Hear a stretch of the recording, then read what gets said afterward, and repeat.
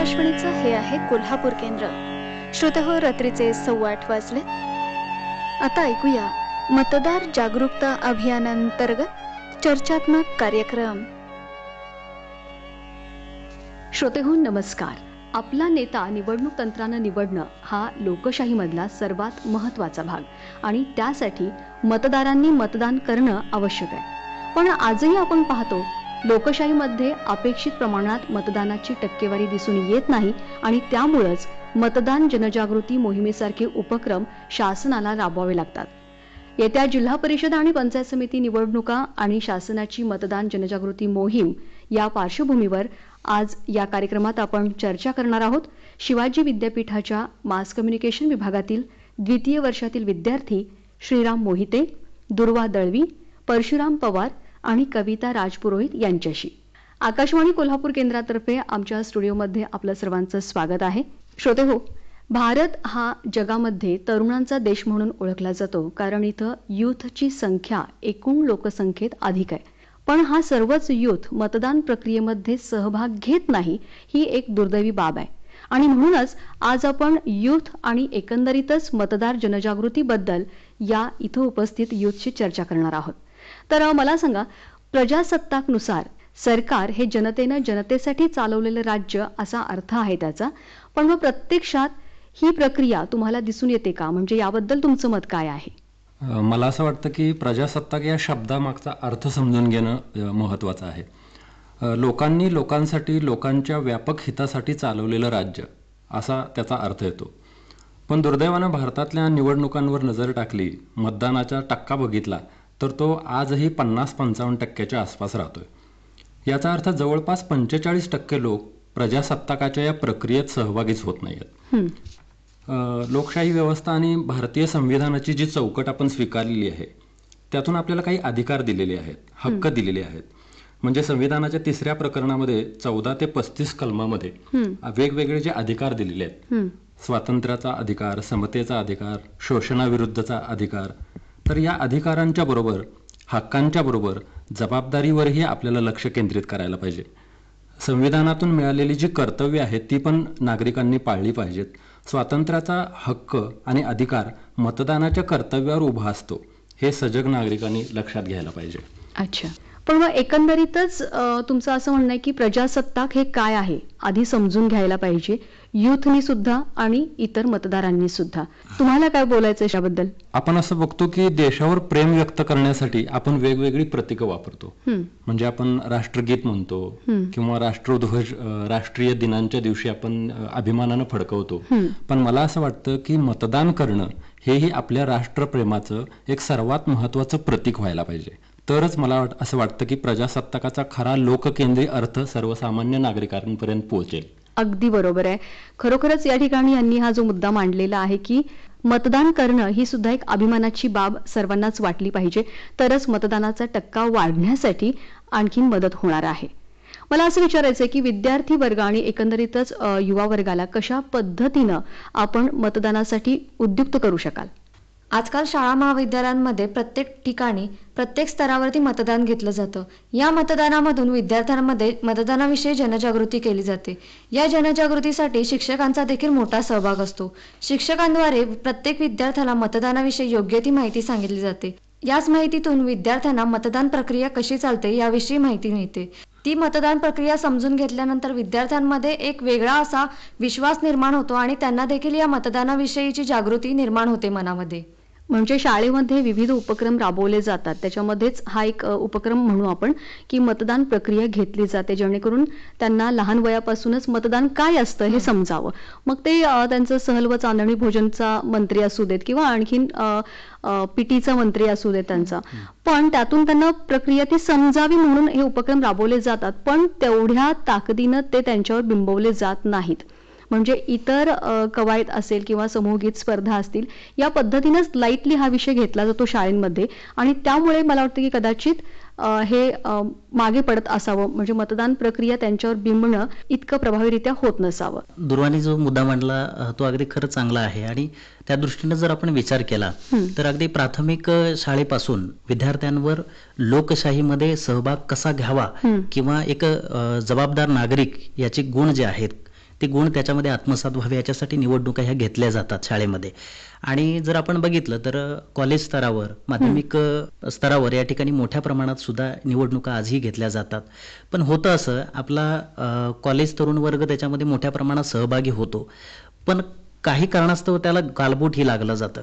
मग कुठं दंगा होतो, कधी मारामाऱ्या होतात आणि त्याच्यातून मोठ्या अशा तक्रारी सुद्धा ज्या पोलिसांपर्यंत गेलेल्या आहेत. म्हणजे अशा ज्या गोष्टी आहेत त्या तरुण वर्गानं समजून घेतलं पाहिजे की अशा स्वरूपाच्या मतदानातून किंवा निवडणूक प्रक्रियेतून आपल्याला एक जबाबदार नागरिक घडायचा आहे. आपल्याला दंगामस्ती करून आपला आविर्भाव या ठिकाणी दाखवायचा नाहीये. अगदी. तर तरुण वर्गाला मला असं सांगावंसं वाटतं की या ठिकाणी मतदान जसा अधिकार तशी जबाबदारी याची जाणीव आपण कॉलेज स्तरावरच करून घेणं गरजेचं आहे. अगदी बरोबर आहे. कारण जेव्हा आपण एखादा अधिकार मागतो त्याच्या मागोमाग आपल्याला जबाबदारी येतच असते आणि जबाबदारी स्वीकारण्यासाठी आपण तितके सक्षम असावं लागतं त्याच्यासाठी. अगदी बरोबर आहे. म्हणजे लहान वयातच प्राथमिक शाळेपासून ते अगदी महाविद्यालयापर्यंत आपण या निवडणूक प्रक्रियेत असतो, मतदान प्रक्रियेत असतो, पण त्याची जाणीव आपल्याला 18 वर्षानंतरच होते. असा एक थोडासा आपल्याकडे वाटचाल आता सुरू आहे. परंतु आपण जेव्हा बघतो की मतदानासाठी आपल्याला सुट्टी दिली जाते, तेव्हा मुळात जो तरुण वर्ग आहे तो तरुण वर्ग एखाद वेळेस असा विचार करतो, माझ्या एकट्याच्या मताने असं काय होणार आहे, मी मतदान केलं नाही तर काय असं मोठं बिघडणार आहे. म्हणून तो जी सुट्टी दिलेली असते त्या सुट्टीच्या दिवशी कुठे मूव्ही बघायला जा किंवा कुठे बाहेर फिरायला जा, अशा गोष्टी करण्यामध्येच तो अग्रेसर असतो. परंतु तरुणांनी असं न करता आपला जो भारत देश आहे तो एक आता जागतिक स्तरावरती एक तरुणांचा देश म्हणून अशी जी आपली प्रतिमा निर्माण झालेली आहे, ती प्रतिमा टिकवून ठेवण्यासाठी तरुणांनी योग्य त्या उमेदवाराला मतदान करून आपल्याला जी मतदानासाठी सुट्टी दिलेली आहे त्या सुट्टीचा योग्य तो उपयोग करून आपला मतदानाचा हक्क बजावावा. अगदी. युथला या मार्गाकडे आणण्यासाठी आणखीन तुम्ही काय सांगू शकाल? युवकांसाठी जर मतदानाविषयी जर काही बोलायचं झालं तर आजचा युवक हा जास्तीत जास्त सोशल मीडियाच्या आहारी गेलेला आहे. म्हणजे आहारी असं म्हणता येणार नाही, पण जास्तीत जास्त ते सगळेजण सोशल मीडिया वापरतात. त्यामुळे सरकारने आता कोणत्याही मतदानाविषयी जनजागृती करत असताना तरुण वर्गाला समोर ठेवून त्यांच्याकरिता वेगवेगळ्या ज्या जनजागृतीच्या मोहिमा आहेत त्या सोशल मीडियाद्वारेच त्यांच्या समोर आणाव्या. म्हणजे सोशल मीडियातून तरुणांना कळेल की मतदान का करावं, कशासाठी करावं आणि आपण आपला उमेदवार कसा निवडावा. या सगळ्या गोष्टींसाठी सोशल मीडिया हे एक उत्तम माध्यम ठरेल. आणखी एक गोष्ट मला अशी वाटते की एक आपल्याकडं प्रत्येक लोकशाही व्यवहाराबद्दल एक नकारात्मकता दिसून येते. म्हणजे उदाहरणार्थ आपण असं बघतो की शहरामध्ये कचऱ्याचे ढीग पडलेले असतात, अनेक वेगवेगळे व्यवस्थेमधले प्रश्न असतात, पण त्याबद्दल प्रत्येकाची भूमिका अशी असते की मी एकट्यानं चांगलं वागून, मी एकट्यानं स्वच्छता पाळून काय बदल होणार आहे. तसंच मतदानाच्या बाबतीत सुद्धा आपल्याला असं दिसतं की मी एकट्यानं मतदान करून कुठं सिस्टीम बदलणार आहे, असा एक नकारात्मक सूर दिसून येतो. आणि मला असं वाटतं की प्रत्येकाच्या एका एका मतानंच लोकशाहीची सगळी संपूर्ण सिस्टीम आकाराला येत असते. आणि मला असं वाटतं की ही सगळी प्रक्रिया आकाराला येण्यासाठी प्रत्येकानं आपल्या मताचा एक योगदान त्या प्रक्रियेमध्ये द्यायला पाहिजे. आणि ही जी नकारात्मकता आहे मतदानाबद्दलची वगैरे, ही टाळून आपल्याला एक सदृढ लोकशाही बनण्यासाठी प्रयत्न करायला पाहिजेत. अगदी बरोबर आहे. कारण नकारात्मक गोष्टी तुम्हाला नेहमीच लयाला नेणाऱ्या असतात. त्या नकारामध्ये सुद्धा तुम्ही सकारात्मक जर भूमिका घेतलीत तर तुम्ही एक पायरी पुढे जाऊ शकता. मला इथं असं वाटतं की आजचा तरुण जो आहे तो अगदी शिक्षण प्रवाहामध्ये आलेला आहे, उच्च शिक्षित आहे. त्याच्यामुळे चांगलं आणि वाईट या गोष्टी बऱ्या प्रमाणात त्याला आजकाल कळू लागलेल्या आहेत आणि साहजिक ते कळणं गरजेचं आहे. सरकारनं आपल्याला नोटासारखा एक अधिकार दिलेला आहे, ज्याद्वारे आपण काय करू शकतो की दिलेले नेते, त्यांचं नेतृत्व आपल्याला जर मान्य नसेल तर आपण काय करू शकतो, त्या बटन दाबून आपण आपलं मत नोंदवू शकतो. एकंदरीत काय, तो एक अभ्यासाचा विषय आहे की लोकशाहीमध्ये पक्ष पद्धती, नेते यांना डावलून स्वतःचं वेगळं असं मत देण्यासाठी किती जण उत्सुक आहेत हे बघण्यासाठी तो एक अभ्यासपर उपक्रम शासनाचा आहे, सरकारचा आहे. आपण त्या नोटासारखं पण आपण मताचा उपयोग करू शकतो, जेणेकरून भविष्य काळामध्ये तो संशोधनाचा विषय बनून त्याच्यावर पर्याय काढण्यात येतील. अगदी बरोबर आहे. आणि नोटा हा जरी पर्याय दिलेला असला तरी तो वापरण्यासाठी युथनी अभ्यास करणं, पुढे जाणं हे तितकंच गरजेचं आहे. शासन स्तरावरून आपण बघतो गेल्या 4-5 वर्षामध्ये पथनाट्य असेल किंवा स्लोगन स्पर्धा असेल किंवा स्लोगन डिस्प्ले असेल किंवा शासकीय निमशासकीय कार्यालयांमध्ये कर्मचाऱ्यांना मी मतदान करणारच अशी शपथ दिली जाते. म्हणजे हा सुद्धा शासनाचा एक उपक्रमच आहे की लोकांना मतदानासाठी उद्युक्त करणं किंवा ते क्रमप्राप्त कसं होईल या दृष्टीनं. पण मग हे इतकं करूनही आज लोकशाहीमध्ये म्हणजे आपल्या लोकशाही राजवटीमध्ये आपण बघतोय की अपेक्षित टक्केवारीत मतदान होत नाहीये. हं? तर प्रातिनिधिक स्वरूपात युथ म्हणून मला तुम्हाला असं विचारायचंय की तुम्ही याच्यामध्ये काय योगदान द्याल किंवा कोणत्या प्रकारचे उपक्रम तुम्ही राबवाल? खरं तर लोकशाही म्हटलं की प्रतिनिधी निवडून देण्यासाठी मतदान हे करावं लागतं. मतदान जसा आपल्याला अधिकार आहे तशी ती आपली जबाबदारी बनते. तरी पण साधारणतः 40 ते 45% लोक या मतदान प्रक्रियेमध्ये, निवडणूक प्रक्रियेमध्ये सहभागी होत नाहीत, हे आपल्याला समजून येतं. आणि त्याच्यासाठी म्हणून शासनानं, सरकारनं वेगवेगळे उपक्रम हाती घेतले. जसं तुम्ही सांगितलं की समुपदेशन केलं जातं किंवा पठणाथ्य वगैरे साजरी केली जातात. त्याचबरोबर शासकीय, निमशासकीय कंपन्या, संस्था या ठिकाणी काम करणारे जे कर्मचारी वर्ग आहे त्यांच्याकडून शपथा वगैरे घेतल्या जातात. एकंदरीत हे जे उपक्रम आहेत ते उपक्रम लोकांना निवडणूक प्रक्रियेमध्ये सामावून घेतात. अगदी बरोबर आहे आणि त्याच्यासाठी हे स्तुत उपक्रम आहेत असं मलाही वाटतं. त्याचबरोबर सोशल मीडियाचाही वापर या ठिकाणी मोठ्या प्रमाणात केला जातो. तर थोडंसं आपण बाहेरच्या देशांचा जर विचार केला तर त्याच्यामध्ये अनेक अधिकार लोकांना दिलेले आहेत की जेणेकरून लोकशाहीमध्ये लोकांनी स्वतःचा सहभाग वाढवावा. याच्यामध्ये मला वाटतं एक प्रत्यावाहनासारखा एक अधिकार त्याने दिलेला आहे, त्यालाच रिकॉल असं म्हणतो. म्हणजेच एखादा प्रतिनिधी जर स्वतःची जबाबदारी पार पाडत नसेल तर लोक विशिष्ट संख्येने लेखी तक्रार देऊन त्या प्रतिनिधीला पुन्हा बोलवून घेऊ शकतात आणि त्या पदावरून मग त्या व्यक्तीकडून ती कामं करून घेतली जातात. म्हणजे आपण विचार केला तर अमेरिका म्हणा किंवा स्वित्झर्लंड अशा देश जे आहेत ते देश अशा स्वरूपाचे उपक्रम राबवतात. त्याचबरोबर जन उपक्रम सुद्धा राबवले जातात. याच्यामध्ये कायद्याचा प्रस्ताव मांडण्यात लोकांचा सहभाग प्रत्यक्षपणे घेतला जातो. म्हणजे स्वित्झर्लंड सारख्या देशामध्ये हाही उपक्रम स्तुत्यपणे राबवला जातो. त्याचबरोबर सार्वमत सुद्धा घेतलं जातं. म्हणजेच लोकांना एखाद्या सार्वजनिक मुद्द्यावर स्वतःचं मत मांडण्यासाठी त्यांना उद्युक्त केलं जातं, त्यांचा सहभाग घेतला जातो. त्याचबरोबर जनपृच्छासारखा एक उपक्रम राबवला जातो. याच्यामध्ये कायदे तयार केले जातात पण ते संमत करण्यासाठी जे विधेयक मांडलं जातं त्याच्यावर जनतेची मतं घेतली जातात. म्हणजे हे जे उपक्रम आहेत हे अगदी लोकांना कसं लोकशाहीबद्दल जागरूकता तर करून देतातच, त्याचबरोबर त्यांना त्यांची असणारी जबाबदारी सुद्धा तिथं त्यांना दिलेल्या अधिकारातून ती आपल्या समोर येते. म्हणजे अशा स्वरूपाचे उपक्रम आपल्या देशामध्ये सुद्धा राबवले, आता 2-3 वर्षामध्ये राबवले जात आहेत. पण होतंय असं, पण प्रभावीपणे हे उपक्रम राबवले जात नाहीत. त्याचबरोबर याच्यामध्ये तरुण वर्ग मोठ्या प्रमाणात सहभाग होत नाही. माझा मुद्दा हाच आहे की हे इतके तुम्ही उपाय सांगितले किंवा परदेशामध्ये काय होतं किंवा जनसहभाग कशा पद्धतीने वाढवला जातो, त्यासाठी युथ म्हणून तुम्ही आता हे जे उपाय सांगितलेले आहेत ते करण्यासाठी तुम्ही कोणत्या पातळीपर्यंत उतरू शकता? अगदी बरोबर.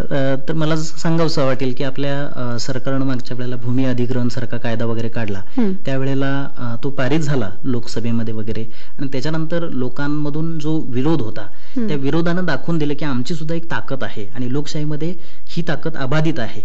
तुम्हाला आम्ही प्रतिनिधी म्हणून निवडून दिलं खरं, पण सर्वस्वी अधिकार तुम्हाला नाही आहेत. ते सर्वस्वी अधिकार आमच्याही मताशी जोडलेले आहेत. त्याच्यामुळे अशा स्वरूपात लोकांना सहभागी करून घेण्यासाठी असे स्तुत्य उपक्रम आज आपला देश राबवतोय.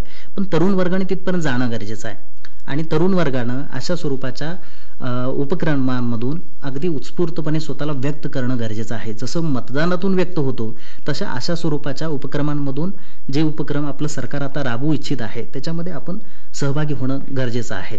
आणि मला वाटतं की तुम्ही आता हे जे तरुण वर्गानं सहभागी होणं गरजेचं आहे किंवा पुढाकार घेणं गरजेचं आहे, याच्यासाठी तुमच्या गल्ली मधले मंडळ सुद्धा याला सहाय्यभूत ठरू शकतात.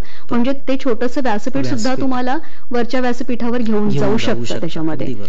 ओके. तर मला सांगा, मतदानापूर्वी बऱ्याच वेळेला कोपरा सभा आपण ऐकत असतो किंवा उमेदवाराचे प्रतिनिधी, त्यांचा प्रचार करणारे लोक गावा गल्लीमध्ये किंवा इतर कोणत्याही ठिकाणी प्रचारासाठी फिरत असतात. तेव्हा बऱ्याच वेळेला मतदाराला आमिष दाखवलं जातं किंवा दिलं जातं. हा जो एक उमेदवाराचा स्टँड आहे प्रचार करण्याचा, म्हणजे प्रचार पद्धती म्हणू आपण त्याला, ती प्रचार पद्धती कायद्याच्या कोणत्या चौकटीत बसवता येते किंवा ती कशी काढता येते याचं पूर्ण ज्ञान त्यांना असतं. त्यामुळे त्याच्या विरोधात काही कारवाई होणं हे दुरापास्तच आहे. पण एक मतदार म्हणून तुमची भूमिका काय असेल? आपण जेव्हा अशा आमिष आपल्याला दाखवली जातात तेव्हा आपण अशा आमिषाला बळी न पडता आपण त्या उमेदवाराचं क्वालिफिकेशन काय आहे, आपल्याला माहिती आहे की मतदानाच्या ह्याच्यामध्ये शिक्षणाची अट नाही आहे, अनुभव काउंट केला जातो हे आपल्याला माहिती आहे, पण आपण असं न करता यासाठी शिक्षणाची अट ठेवली पाहिजे. आणि आपल्याला माहिती आहे की आजकाल प्रत्येक ठिकाणी आपल्याला एंट्रन्स द्यावी लागते. मग जे लोक आपलं नेतृत्व करणार आहे त्या लोकांनी काय एंट्रन्स देऊ नये, तर त्यांना सुद्धा एंट्रन्स कंपल्सरी केलीच पाहिजे त्यांच्यासाठी. आणि ही एंट्रन्स घेत असताना यासाठी जे लोक पेपर सेट करणार आहेत किंवा ज्या लोकांकडून ही घेतली जाणार आहे तर ह्याचा सुद्धा आपण विचार केला पाहिजे की ह्या लोकांचा त्या राजकीय लोकांशी काहीही संबंध नसावा, नाहीतर पेपर लीक होण्याची सुद्धा दाट शक्यता असते. अगदी बरोबर. म्हणजे एखादी MPSC UPSC सारखं परीक्षा घेऊन निवड करणारी जी यंत्रणा आपली आहे तशा स्वरूपाची एखादी यंत्रणा असावी. अगदी बरोबर. हां. आणि आपण हे सुद्धा बघितलं पाहिजे की ज्या उमेदवाराला आपण निवडून देणार आहोत त्याने याआधी किती सामाजिक कार्य केलेत किंवा लोकांच्या ज्या अडचणी आहेत त्या समजून घेऊन त्या सोडवण्याची त्याची कितपत पॉवर आहे हे सगळं आपण बघितलं पाहिजे. आणि मगच आपण उमेदवाराला मत दिलं पाहिजे आणि मतदान नक्कीच केलं पाहिजे, आपण आमिषाला बळी न पडता. अगदी बरोबर. एक या ठिकाणचा मुद्दा कविता तुझा की उमेदवाराला एंट्रन्स असली पाहिजे. खरोखरच उमेदवाराला जर एंट्रन्स ठेवली तर मला वाटतं की बरेचसे उमेदवार गळून पडतील. म्हणजे त्या ठिकाणी जात पडताळणीचाही मुद्दा येणार नाहीये. त्या ठिकाणी तुमच्या इतर ज्या काही निकष लागू पडतात उमेदवार म्हणून उभं राहण्यासाठीचे त्याचा कोणताही या ठिकाणी फरक पडणार नाहीये. फक्त ती एंट्रन्स एक्झाम आणि त्याला मिळणारे मार्क्स या आधारावर जर उमेदवार पुढे गेला उमेदवारीसाठी तर मला वाटतं ही खूपच पारदर्शी निवडणूक ठरेल. आणि एक म्हणजे आपण बघत असतो की प्रत्येक वेळी निवडणुकांमध्ये शक्यतो त्या घरातले लोक निवडणुकीला उभा राहत असतात. म्हणजे घराणेशाही जी पद्धत आहे ती चालू असते. तर ती बंद करण्यासाठी आपण जे सामान्य लोक आहोत त्यांनी समाजकार्यांमध्ये जास्तीत जास्त भाग घेतला पाहिजे. आपण जास्तीत जास्त ऍक्टिव्ह राहिलं पाहिजे, म्हणजे ती पद्धत बंद पडेल आणि आपल्याला सुद्धा चान्स मिळेल की आपण ॲज अ उमेदवार म्हणून उभे राहू. म्हणून आपण सर्वांनी सुद्धा त्यासाठी जागरूक राहिलं पाहिजे. अगदी बरोबर आहे. आणि हे जागरूकतेचं काम आता सोशल मीडिया फार मोठ्या प्रमाणात करतोय. आपण बघतोय की प्रत्येक जण आपल्या आजूबाजूला घडणाऱ्या घटना पटकन आपल्याला व्हॉट्सअपवर सेंड करतो किंवा मग ट्विटरवरून ट्विट केलं जातं. आणि म्हणजे मला तर असं वाटतं की आता प्रत्येक जण पत्रकार बनलेला आहे, प्रत्येक जण कॅमेरामन झालेला आहे, प्रत्येक जण स्ट्रेंजर बनलेला आहे. ज्या त्या ठिकाणच्या बातम्या तो सगळीकडे पोहोचवतो आणि स्वतःच्याही नॉलेजमध्ये भर घालतो. त्याच पद्धतीनं जर आपण आपल्या प्रभागाचा, आपल्या शहराचा, आपल्या देशाचा आपण जर अभ्यास केला म्हणजे युथनी त्याचबरोबर सिनियर सिटीजन्स आहेत किंवा मिडल एज जे आहेत त्या सगळ्यांनी जर याचा अभ्यास केला तर मतदान प्रक्रिया अगदी जनतेला हवी तशी, प्रजासत्ताकला हवी तशी पार पडू शकते. फक्त गरज आहे ती जागरूकतेची. हो, नक्कीच. अगदी बरं. मगाशी तुम्ही असा प्रश्न विचारला होता की व्यक्तिगत पातळीवर आपल्याला काय करता येईल. अगदी. तर मला असं वाटतं की एक व्यक्ती म्हणून आपण स्वतःपासूनच सुरुवात करायला पाहिजे. एका व्यक्तीला आपण त्या मतदानाचं महत्व पटवून दिलं पाहिजे. किंवा अनौपचारिक चर्चा होताना बऱ्याच तरुणांचा नकारात्मक सूर असतो की कशाला मतदान करायचं किंवा मतदान करून काय फरक पडतोय. तर आपण त्या चर्चेमध्ये हस्तक्षेप करून त्या मुलांना त्या मतदानाचं महत्व पटवून दिलं पाहिजे, जेणेकरून तुमच्या वैयक्तिक मताचा त्यांच्यावर प्रभाव पडू शकेल आणि ते तरुण मतदानाकडे एक सकारात्मक दृष्टीनं बघू शकतील. आणि मला असं वाटतं की व्यक्तिगत पातळीवर तुम्ही जेवढा संवाद साधाल तेवढं त्याला जास्त यश मिळण्याची शक्यता असते. म्हणून मला असं वाटतं की प्रत्येकानं म्हणजे समाज माध्यम असतील म्हणजे ज्याला आपण सोशल मीडिया म्हणतो त्याच्यामध्ये सुद्धा असे SMS आपण तयार केले पाहिजेत किंवा छोटे छोटे व्हिडिओ आपण क्रिएट करू शकतो की ज्याच्यातून मतदानाबद्दलचा सकारात्मक संदेश तरुणांच्यापर्यंत पोहोचेल. अच्छा, म्हणजे फक्त प्रचारासाठी उमेदवार आतापर्यंत अशा क्लिप्स तयार करतात हे आतापर्यंत आपण बघितलेलं आहे. तर हे युथ मधून सुद्धा अशा क्लिप्स तयार केल्या पाहिजेत की तुम्ही मतदान करायला या असं आवाहन त्याच्यामध्ये असेल. अगदी बरोबर आहे. मला हाही मुद्दा इथं या ठिकाणी हायलाइट करावा असं वाटतो की लोकशाही म्हटल्यानंतर प्रतिनिधी म्हटल्यानंतर निवडणूक या प्रक्रिया आल्याच. आता प्रतिनिधी म्हटल्यानंतर एखादा राजकारण म्हणजे प्रतिनिधी म्हणून पुढे येणे एवढ्यापुरतीच मर्यादित नसून तर राजकारणामध्ये सहभागी असणारा जो नेता आहे त्याच्याबरोबर काम करणारे त्याचे सहकारी आहेत, त्याचबरोबर सर्वसामान्य जनता अशा स्वरूपाचे या ठिकाणी टप्पे आपल्याला मांडता येतील. आता युथ वर्ग जो आहे या युथ वर्गाला पुढे येण्यासाठी फक्त मतदान करणे, लोकशाहीमध्ये जागरूक राहणे या गोष्टी अगदी सजग असणे गरजेचं आहे या बाबतीत. पण त्याही पुढचा मुद्दा असा एक बनतो की तुम्ही निवडणुकांमध्ये भाग घेण्यासाठी एखाद्या राजकीय पक्षाशी तुम्ही संलग्न राहू शकता किंवा शहरी भागामध्ये किंवा एखाद्या विभागामध्ये युथ पक्ष असतात, त्या पक्षांमध्ये पण आपण तरुण वर्ग सहभाग होऊ शकतो. याच्यामुळे काय होतं, आपण एक सर्वसामान्य मतदार, त्याचबरोबर कार्यकर्ता आणि आपल्याकडे जर नेतृत्व गुण असेल तर आपण एखादा पक्षाचा नेता सुद्धा होऊ शकतो. म्हणजेच आपल्यामध्येच एखादा कार्यकर्ता, आपल्यामध्येच एखादा नेता आहे याची जाणीव तरुण वर्गाला असणं गरजेचं आहे आणि म्हणून आपण पुढे येणं गरजेचं आहे. अगदी.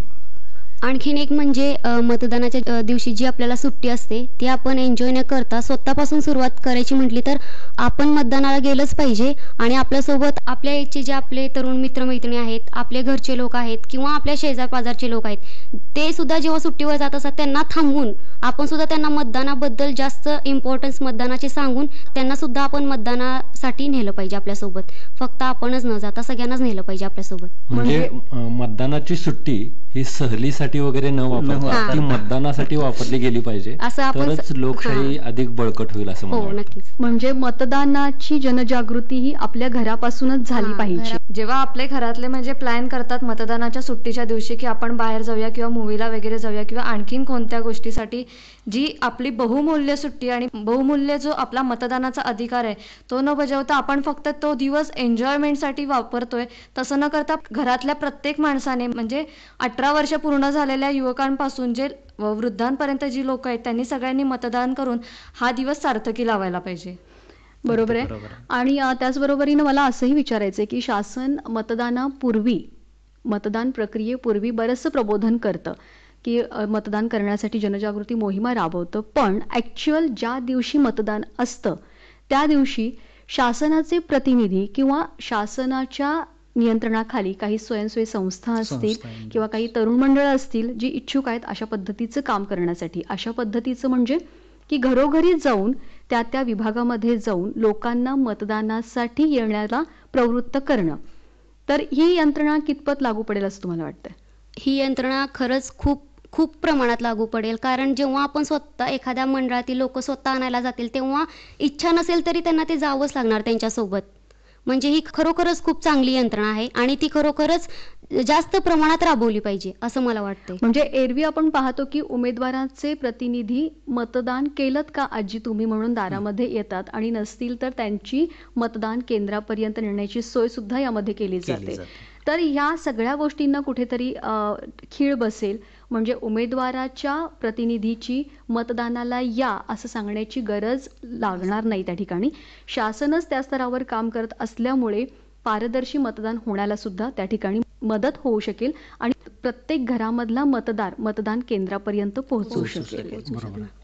तर श्रोतेहो, या ठिकाणी मतदान प्रक्रिया नेमकी काय असते हे या ठिकाणी जाणून घेऊयात.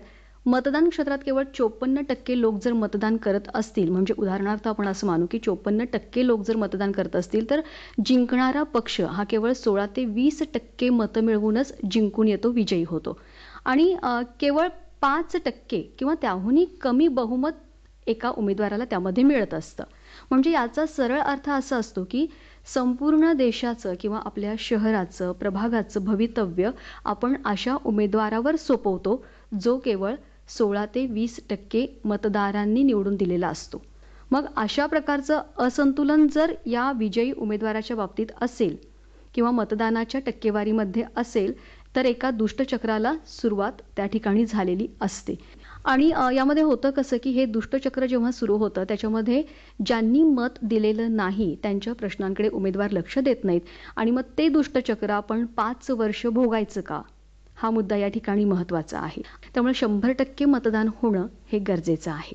त्यामुळे मतदान प्रक्रियेमध्ये 100% मतदान हे झालंच पाहिजे आणि त्यासाठी आणि पुढची आपली 5 वर्ष आपल्याला जर योग्य रीतीनं प्रशासनाकडून हवी असतील किंवा आपलं जीवन सुसह्य जगण्यासाठी आपण जर कार्यरत असू तर आपल्याला 100% मतदान हे केलंच पाहिजे. अर्थातच मतदारांनी मतदान केंद्रावर जाऊन आपलं मत नोंदवलं पाहिजे. तर श्रोते हो, शिवाजी विद्यापीठातील मास कम्युनिकेशन विभागातील विद्यार्थी या ठिकाणी आले. त्यांनी आपले मतं या ठिकाणी मतदान जनजागृती मोहिमेवर आपल्याला सांगितली. त्यासाठी तुम्हा सर्वांचे मी आकाशवाणी कोल्हापूर केंद्रातर्फे आभार मानते. धन्यवाद. धन्यवाद. श्रोते हो, मतदार जागरूकता अभियानांतर्गत चर्चात्मक कार्यक्रम आत्ताच आपण ऐकलात. यामध्ये सहभाग होता शिवाजी विद्यापीठाच्या मास कम्युनिकेशन विभागातील द्वितीय वर्षातील श्रीराम मोहिते, दुर्वा दळवी, परशुराम पवार, कविता राजपुरोहित आणि शीतल माने यांचा. हा कार्यक्रम प्रसारित करण्यात आला आकाशवाणीच्या कोल्हापूर केंद्रावरून.